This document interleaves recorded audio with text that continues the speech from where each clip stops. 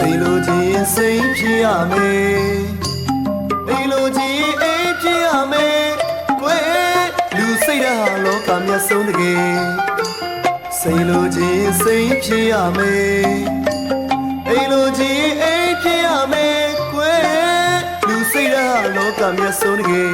အော်ချစ်တဲ့ရည်သာဆွဲလန်းကြတော့မကြýခံရတဲ့တင်ဒီပမာကိုမချခွဲကောင်းလို့ချင်တာရသေးမယ်ခင်လို့ချင်တာပို့လိုက်မယ်နန်းတော်ရှိကိုမေးလာကြရင်တထေးဝါဒကိုကျွန်တော်ပြောပြလိုက်ပါမယ်